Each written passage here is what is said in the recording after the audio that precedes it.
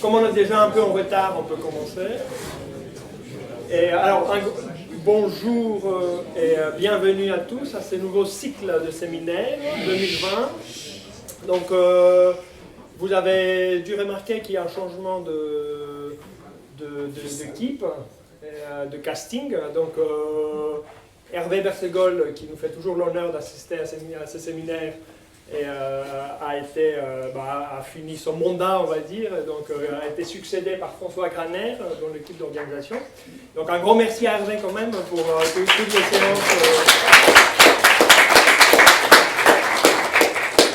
qui ont été organisées jusqu'à maintenant. Et donc François a rejoint l'équipe avec plein de bonnes idées. Et donc ça permet d'avoir des séances stimulantes et intéressante et très pertinente du point de vue des problématiques actuelles, énergie, climat et ressources. Donc aujourd'hui, nous avons, donc je vais Florence Leclerc qui va animer ce séminaire. On avait prévu 2 animateurs, mais la deuxième est un peu retardée, elle va arriver sous peu pour nous rejoindre. Donc c'est une séance plus un peu conceptuelle, hein, donc qu'on a voulu, qu'on a privilégié pour démarrer ce nouveau cycle. Et donc ensuite, il y aura juste, j'annonce la séance suivante qui aura lieu le 11 février. Vous avez dû tous recevoir la pré-annonce, enfin l'annonce de date, et le programme détaillé vous sera envoyé très prochainement. Et donc on va enchaîner avec un rythme de séminaire à peu près égal à ce qu'il y avait jusqu'à maintenant, c'est-à-dire grosso modo une séance par mois, et jusqu'au mois de juin, pour reprendre en septembre et continuer jusqu'en 2021, etc. Voilà. Et François, je sais pas si tu veux rajouter quelque chose. Donc je laisse la parole à Florence pour présenter les intervenants, qui sont tous là. C'est déjà ça. Et voilà, bonne séance à tous, et merci encore d'être là et d'honorer ce séminaire. Voilà, bonjour à tous. Donc, moi, je vais être très brève, puisque mon rôle principal est d'animer ce séminaire. Je suis très contente d'être là pour le premier séminaire de 2020. Donc aujourd'hui, la thématique, donc vous avez tous vu, c'est les joies de la contrainte, point d'interrogation. On va avoir 3 interventions cet après-midi, d'à peu près 30 minutes. Donc deux interventions, tout d'abord Christophe Goupil, puis Roland Lehoucq. Ensuite on aura une pause, une petite pause, et puis on aura un dernier séminaire, donc vers 15h30, de Sophie de Mijola-Mellor. Je vous propose, comme d'habitude, d'avoir des questions très brèves, très techniques à l'issue de chaque séminaire. Et puis évidemment, l'idée principale, c'est de pouvoir discuter à l'issue des trois interventions. Voilà. Donc on commence tout de suite avec Christophe Goupil, physicien au LID, que je pense que tout le monde connaît, et qui va donc nous parler d'un sujet qu'il maîtrise parfaitement, qui est la thermodynamique. Les joies de la thermodynamique, contraintes et relâchement de contraintes. Voilà. Merci Florence. Alors, dire maîtriser la thermodynamique, c'est terriblement imprudent. Mes collègues physiciennes et physiciens le comprendront. La motivation de cette question des joies de la contrainte, la première fois que je l'ai rencontré, c'est en discutant avec un ami peintre, Jean-Pierre Schneider, qui me faisait remarquer que pendant 35 ans, il n'avait jamais pu peindre sur des formats plus grands que ça, parce que plus grand que ça, il ne savait pas quoi faire avec le pinceau.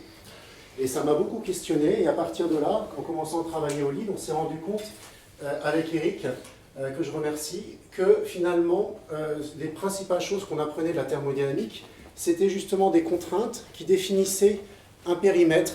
Et ça, c'était important parce qu'à l'intérieur de ce périmètre, c'était là qu'était l'espace des possibles. Dans les débats actuels, c'est assez important que ce soit le débat sur la décroissance, où on ne se pose pas trop la question de savoir jusqu'où on va décroître. Est-ce qu'il y a un plancher à la décroissance? C'est une bonne question.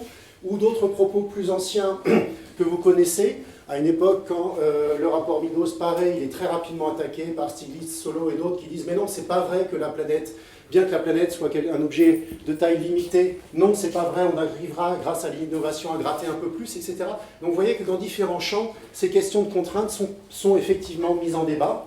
Nous, on a voulu faire la chose de la manière la plus sobre possible en se disant « Tiens, en prenant premier et second principe, est-ce qu'on peut dire des choses ?» Alors il y a un préambule, donc vous pouvez encore quitter cette salle, il reste du café. Si vous ne quittez pas cette salle, vous prenez vos responsabilités. Le plan de cet exposé est assez touffu. On va effectivement parler de thermodynamique, mais parler de thermodynamique en faisant ce que Poincaré disait, c'est-à-dire le pas de côté, de façon à regarder la chose sous un angle différent. Donc il y a une partie qui ne va pas être trop thermodynamique, et puis il y a un moment où quand même ça va devenir un petit peu technique. Donc éventuellement vous pourrez repartir pour un café à cet endroit-là, si vraiment ça vous est insupportable. La première entrée qu'on peut faire, c'est une entrée historique. Pourquoi une entrée historique? Alors, je dois ce transparent à mon collègue José Alloy et aussi Mathieu Arnoux, donc je te verserai les 10% prévus.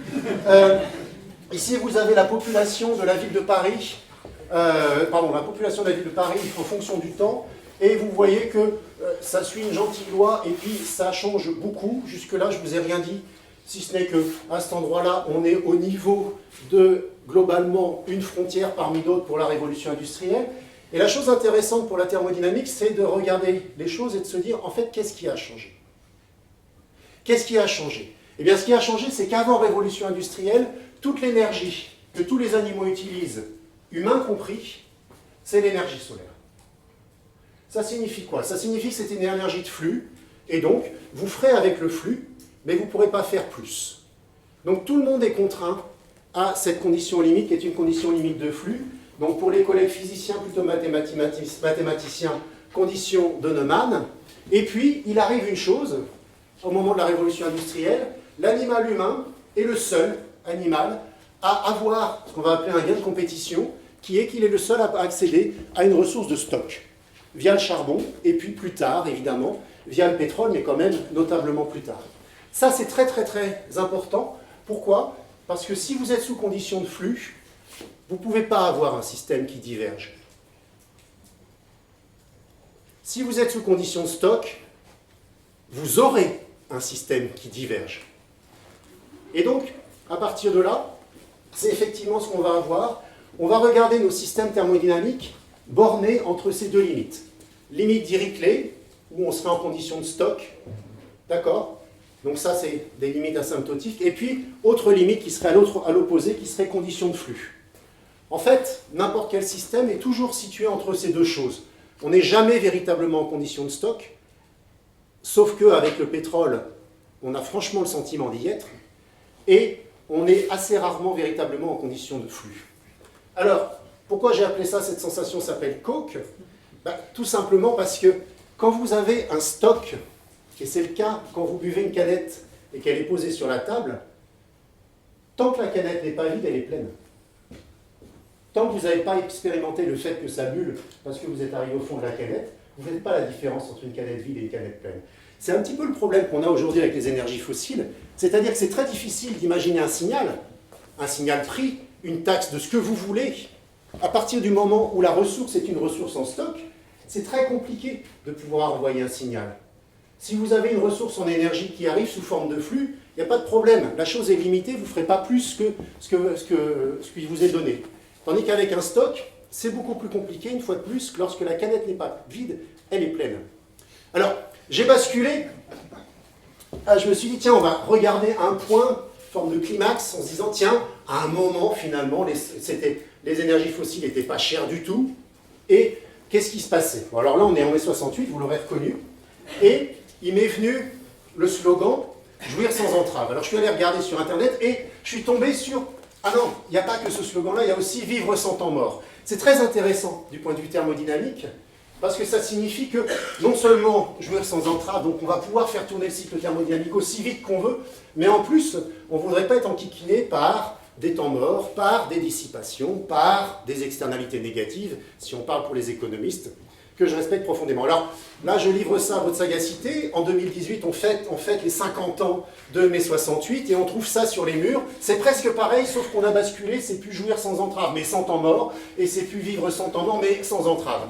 Donc ça, je ne sais pas quoi en faire. Je vous le livre, je le livre à Sophie. Pourquoi ce renversement? Sophie, tu nous le diras. Merci. Ce qui est important ici de noter, c'est que si vous êtes avec une ressource de stock, et donc comme je vous l'ai dit, non seulement ça peut diverger, mais mécaniquement, ça va diverger. Si vous êtes avec une ressource de stock, vous allez être dans une forme d'imaginaire où, effectivement, vous pourrez avoir autant que vous voulez, aussi vite que vous voulez, donc avec l'intensité aussi importante que vous voulez, et en plus, si ça ne coûte pas cher, vous pourrez éventuellement ne pas vous préoccuper des externalités négatives. Alors tout d'un coup arrive un peu de thermodynamique. Là, c'est le cycle d'un moteur à explosion, d'un moteur essence. Qu'est-ce qu'on apprend de ce cycle de M. Baudot-Rochat? Eh bien, une première règle sur les contraintes, c'est que dans ce cycle, toutes les branches du cycle ne sont pas en train de produire du travail. Vous ne produisez pas du travail dans les 4 branches du cycle. Là, vous êtes en train de comprimer. Là, vous êtes encore en train de comprimer. Et les seules parties du cycle où vous produisez du travail, c'est dans cette détente isotherme et dans cette détente adiabatique. Donc, première leçon de la thermodynamique, quand je produis du travail, c'est qu'en fait, je relâche d'une contrainte. Ce qui signifie quoi? Ce qui signifie que pas de temps mort, ça va être compliqué, parce qu'il faut commencer par accepter cette fraction-là, qui est la préparation du système, sous contrainte, de la relaxation duquel viendra la production de travail. Alors ce cycle-là, c'est le cycle que vous avez quand vous le décrivez pour les élèves, parce qu'on peut le calculer analytiquement, mais en fait, le cycle réel, parcouru non pas à une vitesse infiniment lente, mais à une vitesse finie, eh bien, c'est qu'une fraction de ce cycle-là. Alors, je représente un petit exemple que vous avez ici. Vous voyez que tout est arrondi, de façon à ce que les choses deviennent dérivables. Et si vous accélérez la vitesse à laquelle vous allez travailler, eh bien, en fait, l'air qui est ici, qui correspond au travail produit, va se réduire. Donc, jouir sans entrave à la vitesse que vous voulez, oui, mais le problème, c'est que sur cette machine-là, il y a un moment où vous allez avoir une puissance qui va être réduite. C'est ce que vous avez sur les courbes des moteurs. Vous avez une courbe de puissance qui monte, qui plafonne, et puis quand vous augmentez le régime moteur, ça se casse aussi la figure. Bien. Donc, il y a déjà quelques contraintes. Alors, on en vient au principe. Plusieurs définitions du premier et second principe. Premier principe, principe de conservation, l'énergie se conserve. J'ai mis en bas de page aussi la matière. Jacques, je sais, pour l'énergie nucléaire, la matière ne se conservera pas. Non, mais on a eu le débat. Néanmoins, aux échelles où on est, ça se conserve. Et le deuxième principe, j'évite d'utiliser le terme entropie. Pourquoi? Parce que d'abord, Van Neumann avait dit « celui qui croit savoir ce que veut dire l'entropie se trompe ». Et donc, je ne vais pas le citer, le terme entropie, qui est caché derrière ce second principe, mais prendre plutôt cette phrase qui est « si l'énergie peut se dissiper dans des degrés de liberté, elle se dispersera ». Alors ça, c'est une première définition. On peut proposer deux autres définitions qui sont plutôt des remarques. Le premier principe, c'est un principe de quantité, et le second principe, c'est un principe de qualité. C'est-à-dire que la thermodynamique a cette chose merveilleuse, que c'est le seul endroit en science où, en fait, on est capable de définir et de quantifier proprement une notion qui est une notion de qualité. Effectivement, si vous avez une tonne de limaille de fer ou une poutrelle de fer d'une tonne, c'est la même quantité de fer, pourtant, ce n'est pas la même chose, ça ne coûte pas le même prix, ce n'est pas la même qualité. Alors, dernière définition qui est vraiment la définition lydienne avec le caractère parfaitement déviant des lydiens, physiciens compris, dont je fais partie. Premier principe, c'est on fait avec ce qu'on a, et on ne peut pas faire plus. Et deuxième principe, selon l'usage que l'on fait, on n'obtient pas le même résultat. Alors, ça, vous le connaissez d'un point de vue très pratique. Premier principe, vous avez un stock d'énergie ici, d'énergie chimique avec un carburant que vous avez mis dans votre voiture. Et puis, vous n'allez pas pouvoir, effectivement, utiliser plus d'énergie que ce que vous avez mis dans le réservoir. Deuxième principe, selon le chemin que vous allez utiliser, que vous allez parcourir pour utiliser cette énergie, vous ne ferez pas la même chose, la production d'entropie ne sera pas la même. Donc, selon que vous conduisez comme un beau-père de famille ou comme un autre, eh bien, vous n'obtiendrez pas le même résultat. Ça, c'est très intéressant parce que c'est juste une application toute simple des premiers et seconds principes dans la vie de tous les jours. Selon la manière dont on va faire usage de l'énergie, on ne fera pas les mêmes choses. Mais vous remarquez aussi, chose intéressante, c'est que vous allez être plutôt tenté de conduire comme ça, plutôt que comme ça, si cette énergie vous coûte. Mais si cette énergie ne vous coûte rien, et si la pollution inhérente à la consommation de cette énergie ne vous préoccupe pas, à ce moment-là, ce problème-là n'existe plus, et vous pouvez parfaitement conduire comme vous voulez. Donc finalement, la question de l'usage, c'est aussi le fait que vous allez avoir, je reviens sur le fait qu'il y a éventuellement un signal sur cette affaire. Alors, à l'extrême de cette époque de mai 68, de jouir sans entrave, on a aujourd'hui quelque chose qui est croissant, avec une forme un petit peu de mythologie autour de l'idée que forcément, si on prend exemple sur la nature, on va avoir les bonnes solutions, parce que nécessairement, en plusieurs centaines de millions d'années, voire plus, la solution qu'a trouvée la nature est nécessairement la meilleure. Alors je vous prends 3 exemples. Ici, vous avez une baleine, donc un animal homéotherme, dans des océans à quelques degrés. Vous demandez à un ingénieur, fais-moi un animal, etc., qui énergétiquement soit vertueux. Tu as le choix entre homéotherme ou bien animal, pour parler crûment, à sang froid. Il va vous dire, d'un point de vue énergétique, je vais choisir à sang froid. Manque de peau, la nature a choisi l'animal homéotherme, ce qui d'un point de vue énergétique est une catastrophe. Donc la première leçon ici, c'est que ce n'est pas une leçon de vertu du tout.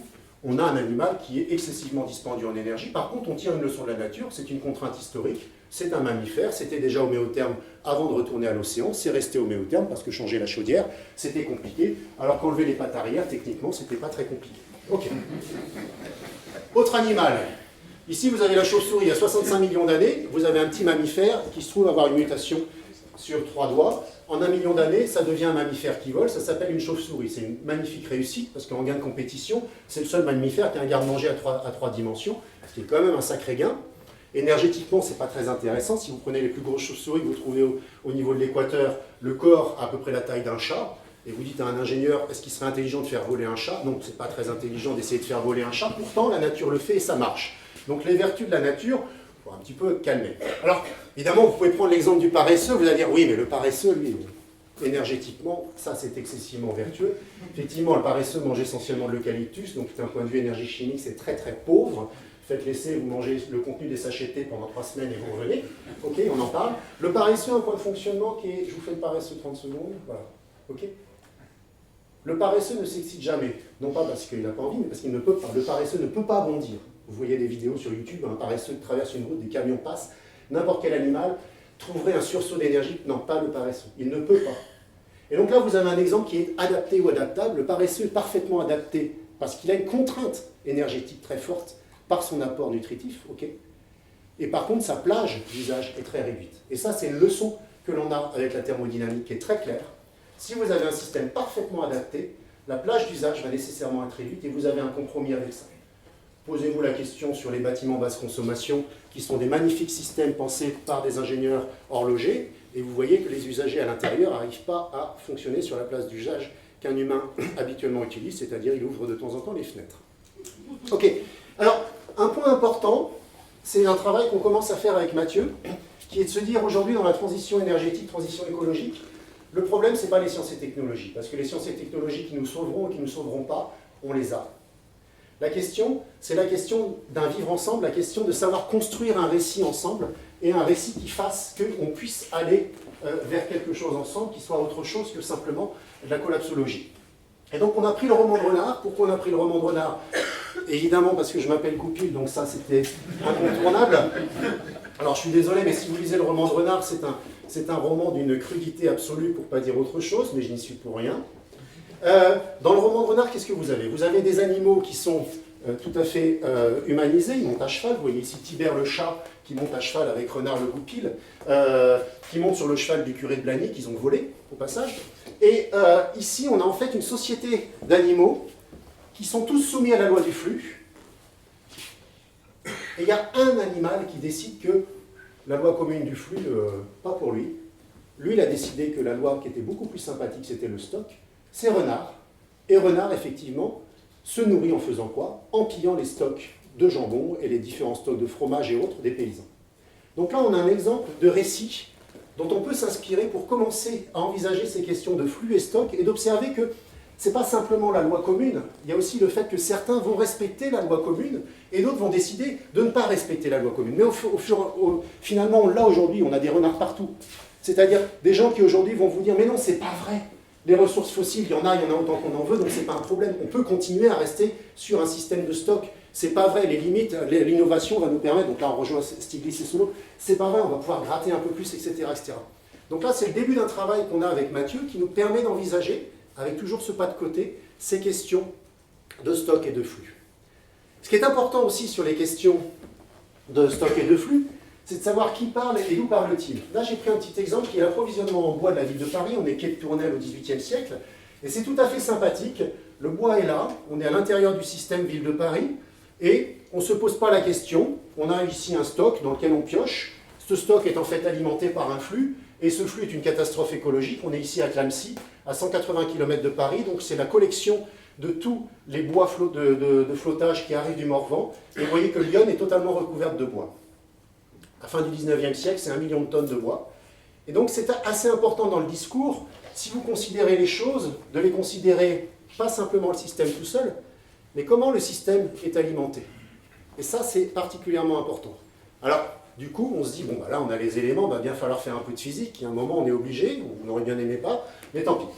Alors, c'est quoi un système pour le physicien? C'est quelque chose avec une enveloppe qui distingue ce qui est dedans de ce qui est dehors. Ça a l'avantage d'être assez compatible avec la biologie. Et je vais dire que j'ai un courant d'énergie qui rentre, un courant d'énergie qui sort. L'énergie se conserve, donc c'est les mêmes quantités. Un courant de matière qui rentre, un courant de matière qui sort. La matière se conserve, c'est les mêmes quantités, mais ce n'est pas les mêmes qualités, puisque grâce à l'énergie qui rentre, par exemple dans une plante, via la matière qui rentre sous forme de molécules simples, je vais effectivement réaliser la structuration de la matière et faire par exemple de la biomasse. Donc la thermodynamique se cache là-dedans. Mon système, pour le décrire en faisant un toy model, c'est-à-dire la version la plus sobre, je vais considérer que le courant d'énergie est gouverné par une certaine conductivité. Donc ça, c'est transport d'énergie sans transport de matière. Donc, pour parler crûment, la chaleur, si vous voulez. Une conductivité pour le transport de la matière et un coefficient de couplage qui va coupler le courant de matière et le courant d'énergie. Quand on a fait ça, on peut construire ce qu'on appelle une figure de mérite. Ce facteur de mérite, pardon. Ce facteur de mérite n'est pas un coefficient qu'on construit de manière simplement ad hoc, en disant il faut que la partie d'énergie qui passe sans transport de matière soit minimisée, la partie de matière qui passe soit maximisée, etc. En fait, si vous faites la thermo de ça, ça rejoint un terme 1 près, ça rejoint le rapport des chaleurs spécifiques que vous avez dans un fluide, donc le fameux gamma. Pour ceux qui veulent en discuter, on peut en discuter à la pause. Alors, à partir de là, on peut commencer à faire une machine. Alors vous avez appris à l'école une machine de Carnot. Elle est en condition de Dirichlet, on impose les températures, d'accord, les potentiels sont imposés. Vous connaissez le rendement de Carnot, on est très content. On produit du travail, simplement cette machine est présupposée être réversible, donc le travail produit va prendre une durée infiniment longue pour être produit. Et donc si vous faites le rapport entre le travail et la durée nécessaire, vous obtenez quelque chose qui est proche de 0, voire même 0. Et donc la machine de Carnot est une machine à puissance nulle, et là vous vous rendez compte que la thermo que vous avez appris à l'école ne vous sert pas à grand chose. C'est malheureux. Et donc qu'est-ce qu'on fait? Eh bien, on fait une thermo à temps fini, où vous voyez que la simple modification qu'on fait, dans un premier temps, c'est qu'on garde la même machine, mais on va la connecter en conditions limites qui sont mixtes, c'est-à-dire cette fois-ci, ce ne sont pas les potentiels qui sont imposés, ce ne sont pas non plus les flux, mais c'est ici un potentiel imposé, et puis un élément qui va me donner quelque chose comme un générateur à la TNA si vous faites de l'électrocinétique. Donc je vais être dans des conditions qui sont mixtes. Pourquoi c'est très important? Parce que du coup, les températures des deux potentiels aux bornes de ma machine ne vont plus être fixées par les réservoirs, mais en fait vont être fixés par un effet de rétroaction par rapport à ce que je vais faire. Donc le point de fonctionnement, la manière dont je vais utiliser la machine, va rétroagir sur la manière dont la machine va se comporter. Ce qui était absolument absent ici. Quand on fait ça, pour une machine qui serait endo-réversible, donc vraiment cette partie-là du système serait réversible, par contre vous produisez l'entropie là et sur cette branche-là, eh bien on trouve quelque chose qui est une courbe qui nous permet de tracer la puissance en fonction du rendement. Si vous êtes au rendement de Carnot, vous trouvez une puissance nulle, et puis ça passe par un maximum qui est ici, qui est en fait donné par l'expression qui est ici. Ce maximum, on l'appelle le rendement de Curzon-Halborn, parce que Curzon et Halborn ont écrit ça en 1975 dans American Journal of Physics, mais en fait c'était les Américains, donc quand les Américains écrivent un truc dans les années 70, il faut chercher ce que les Soviétiques ont écrit 20 ans avant.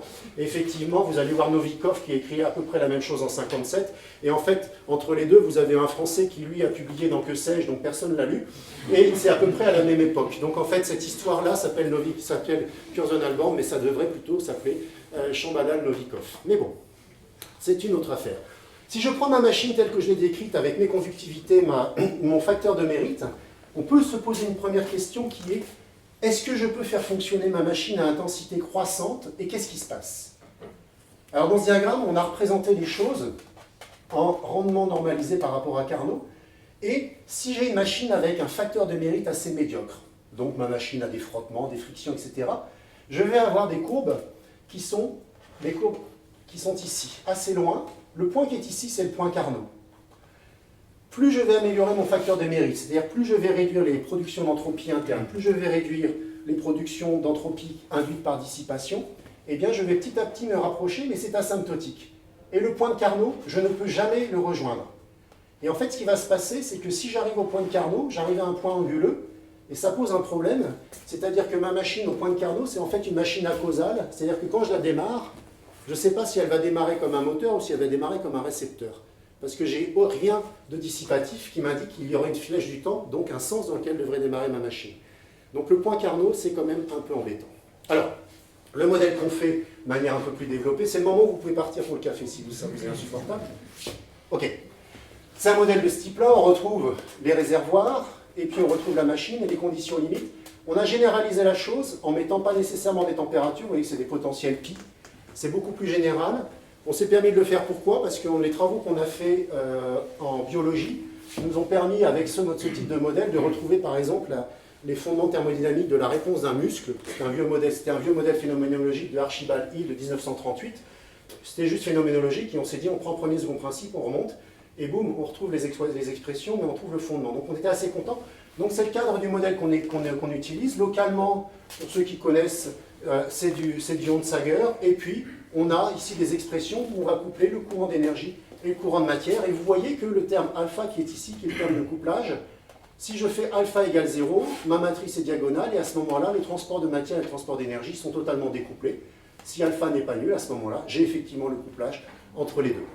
On a ça, donc ça c'est l'intérieur de la machine, on a les conditions limites, et comme je vous l'ai dit, les points qui sont là peuvent avoir des potentiels qui bougent, alors on va regarder ce que ça donne. D'abord, dans ce qu'on a fait au niveau métabolique, on a regardé ce que ça pouvait donner sur la réponse d'un muscle, comme je vous ai dit, ou la réponse d'un organisme. Et vous avez un point d'intensité métabolique où là, on ne fournit pas de travail, intensité nulle, et on est juste sur le point de basal, le point de repos, qui globalement, si vous êtes en train de m'écouter, vous dépensez un peu d'énergie, mais si vous dormez, vous êtes effectivement à ce point-là. Okay. J'ai ici le flux d'énergie qui rentre dans ma machine, j'ai ici le flux d'énergie qui ressort de ma machine, et la différence des deux, c'est effectivement la puissance que je produis, qui va passer par un maximum, et puis on peut dépasser ce point maximum et arriver jusqu'à un point d'épuisement. En gros, vous fouettez gentiment votre cheval, et là vous fouettez trop, vous fouettez tellement qu'il est au sol et qu'il ne bouge plus, et qu'il est simplement en train de produire de la chaleur. Bon. Si vous tracez à ce moment-là, avec le même modèle, le rendement par rapport à la puissance, ça ressemble aux courbes de tout à l'heure, mais c'est un peu différent, vous commencez à avoir une histoire où on augmente rendement et puissance quand on augmente effectivement l'intensité de fonctionnement. On passe par un point de rendement maximum, on passe par un point de puissance maximum, vous voyez que ce n'est pas les mêmes, donc c'est quand même important. Est-ce qu'on fait des systèmes dont on veut le meilleur rendement ou on veut le maximum de puissance, donc de production, c'est pas pareil. Et puis au-delà de ce point-là, ben, on perd tout.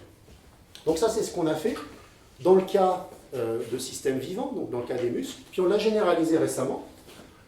Et on s'est dit, bon, on ne va pas faire tous les cas parce que ça va être trop large, donc on va imaginer une belle machine et aucune production d'entropie sur le flux d'énergie, aucune dissipation sur le transport de matière, et puis on va juste faire varier le coefficient de couplage. Donc à ce moment-là, on a un facteur de mérite qui est très très grand, et on retrouve les courbes d'énergie qui rentre, d'énergie qui ressort, et les courbes noires, c'est la puissance qu'on produit. Et ce que vous avez en pointillé ici, c'est ce qui se passe quand on augmente le couplage entre énergie et matière, le coefficient alpha. Et vous voyez que ce qui se passe, c'est que quand il augmente, en fait, la courbe vient par ici. Donc si on serre tous les boulons sur une machine thermodynamique, c'est-à-dire pas de production d'entropie par les parois de la chaudière, si vous faites l'équivalent d'une machine thermique, pas de friction, et en plus un coefficient de couplage alpha qui tend vers l'infini, eh bien vous allez avoir en fait une machine qui va vous ramener vers le point zéro. Donc paradoxalement ici, on a cherché à faire une machine qui pourrait produire de la puissance à temps fini, et le résultat qu'on nous donne, c'est, eh ben non, tu vas revenir au point Carnot, c'est-à-dire, oui, tu peux faire quelque chose, mais ça va se situer à un point qui est un point de fonctionnement nul. Ici, on a tracé une grandeur qui s'appelle le coefficient, le coût en énergie. C'est quoi? Ben, si vous faites l'exemple, par exemple, sur quelqu'un qui se déplace, vous dites je dois parcourir 2 mètres.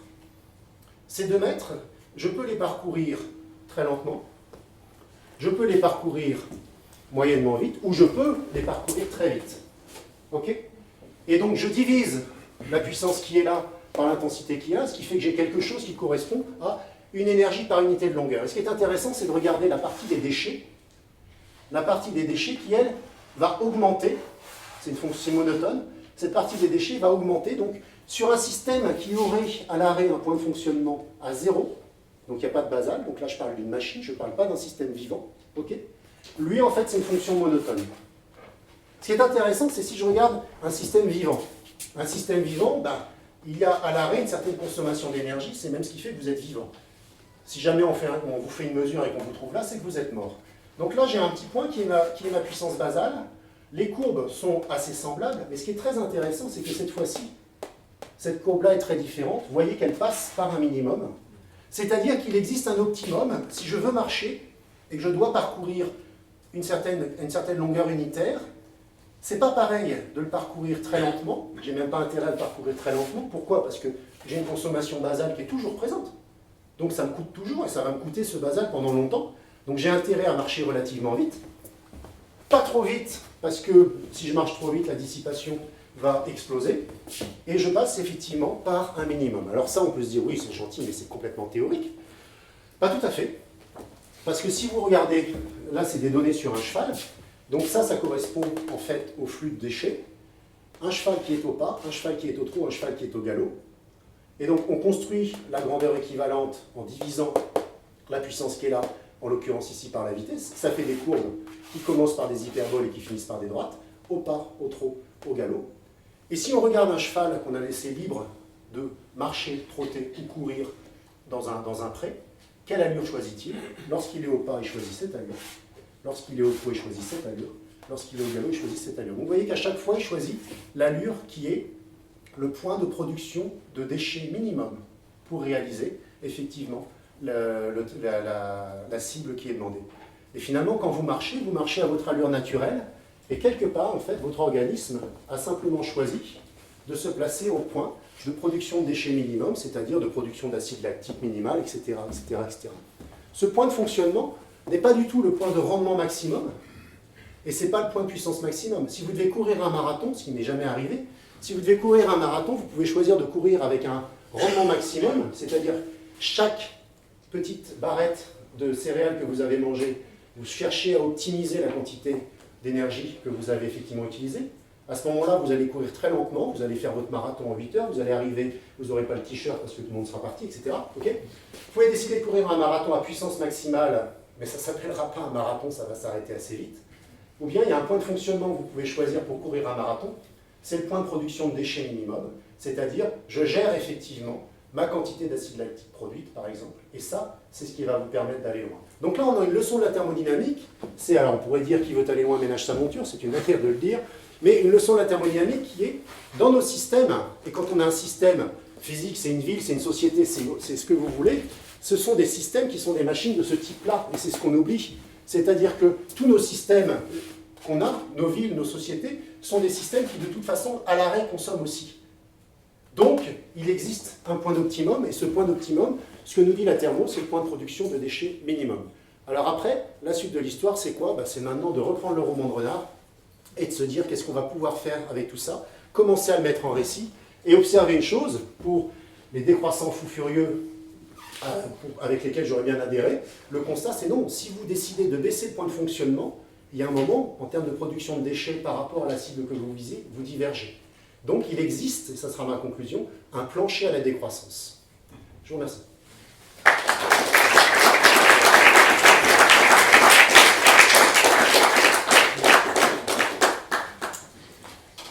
Merci Christophe. Est-ce que vous avez quelques petites questions techniques sur l'exposé? Oui. La figure en haut à gauche, il y a des 6 graphes. Bon, je ne sais pas, c'est peut-être long de réexpliquer. Celle-là? Ouais. Celle-là, c'est la même qu'en fait, c'est la version généralisée de ce qu'on a fait ici. Ça, c'est la puissance que tu rentres dans la machine.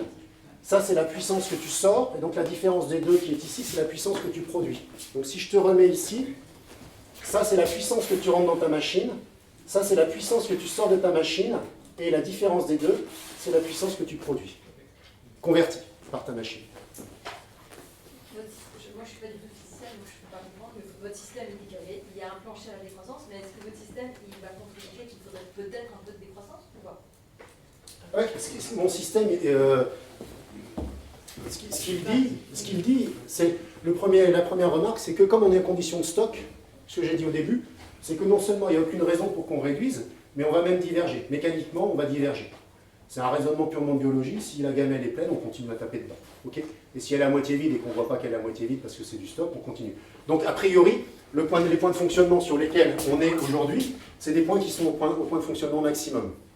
D'accord? Parce qu'on peut y aller. Donc, on y va. Okay, et donc, après, effectivement, le point pour lequel on aurait quelque chose de raisonnable, ce n'est pas un point où on descend trop bas, parce que sinon, les infrastructures qu'on maintient vont nous coûter une fortune pour réaliser ce qu'on veut faire. Ça peut se dire comme ça, vous voyez. On peut peut-être prendre ça. Ah oui, on peut descendre un petit peu parce que ce point-là est en dessous. Et en fait, il est à peu près ici. Il est un petit peu en dessous, oui, en général. Alors des questions vraiment techniques. Voilà, techniques vraiment très rapides. Dans quelle mesure l'hypothèse de découplage du flux de matière et du flux d'énergie est viable, dans le sens où, dans un système vivant, par exemple, les nutriments qu'on ingère sont à la fois notre source d'énergie et à la fois notre source de matière? Absolument. Je ne fais pas le découplage. Mon coefficient alpha, je ne fais jamais le cas alpha égale 0. Je l'ai montré pour montrer sur les équations, mais j'ai tout le temps un couplage. En fait, je veux dire, dans le modèle de base, il y avait un flux de matière d'un côté et un flux d'énergie de l'autre. Oui. Parfois, les flux sont tout à fait mélangés, en fait. Tout à fait, mais on peut le raffiner. Pour l'instant, j'ai voulu faire, parce que sinon, après, ça devient complètement protéiforme. On peut le raffiner. Oui, Cyprien? La décroissance, c'était en termes de flux, si j'ai compris, mais si en termes d'intensité auquel tu fais fonctionner ta machine. Et si on décidait de faire 10 km au 42? Absolument. Absolument. Pour moi, la question, c'est, en conservant les choses, si je décide de garder les mêmes plateaux hospitaliers, les mêmes universités, avec ce que ça représente comme infrastructure qu'il faut maintenir en permanence, ce que je dis, c'est, il y a un moment, si on descend, eh ben, ça va coûter plus cher.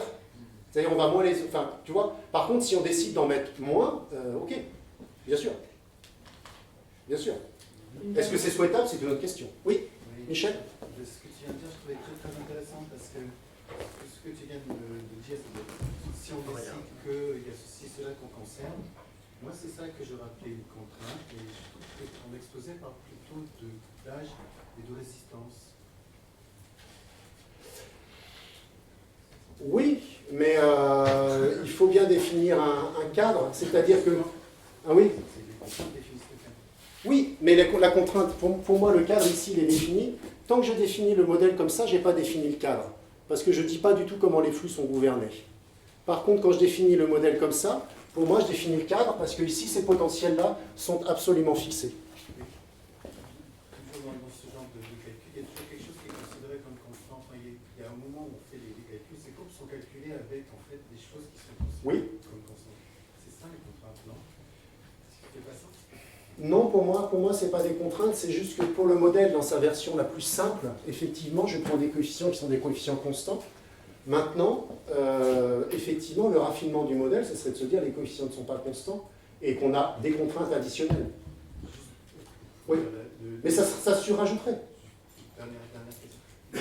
Le système que tu montres avec les flux d'énergie et flux de masse, tu disais les flux se compensent en quantité. Oui. Parce que le système est supposé stable, alors on n'est jamais dans un système stable. Je suis en régime stationnaire. J'accumule, je suis sur un organisme adulte qui n'est pas en croissance. Quoique, on peut discuter, il est peut-être en décroissance. Mais il est de plus en plus d'énergie, il y a de plus en plus de résistance, etc. On dit ça. Oui, bien sûr. Donc voilà, c'est par exemple, c'est une contrainte qui est imposée sur les résultats. Tout à fait. Mais dans la mesure où on a ici un toy modèle très simple à 3 paramètres, on a quelque chose de simple, on peut maintenant effectivement proposer tous les raffinements que tu proposes. Absolument. Une dernière question peut-être? Oui, merci pour la présentation. En tout début de présentation, vous avez évoqué le signal prix pour le pétrole, l'énergie fossile, etc. Les économistes vont dire effectivement, quand ça se raréfie, donc les prix vont augmenter, donc on va toujours pouvoir puiser plus profondément, enfin, etc. Est-ce que c'est vraiment un bon signal quant au, je dirais, la façon dont le système fonctionne? Est-ce que le meilleur signal, c'est pas plutôt donc, un système qui passerait dans un régime un peu chaotique? Est-ce que c'est des choses que vous regardez? Alors, là, je sors de ma zone de confort. Il y a, Michel Lepetit a donné un séminaire hier, et les questions de quel signal, effectivement, est-ce qu'il faut mettre un signal prix, est-ce qu'il faut taxer le carbone, est-ce qu'il faut... ça, c'est pas, je ne suis pas du tout dans ma zone de confort. Est-ce qu'il faut souhaiter que ça passe par du chaotique? De toute façon, ça risque de le faire. Voilà. La variabilité des prix du pétrole, par exemple, ça peut être quelque chose comme ça. Oui. Le fait que, bon, on a vraiment des oscillations très importantes au moment où on passe le... Oui. Oui. Alors ça, c'est encore une fois, c'est en dehors de... Je ne veux pas dire de bêtises, c'est en dehors de ma zone de confort, mais il y a dans l'Assemblée des personnes beaucoup plus légitimes que moi sur cette question. Oui, oui, tout à fait.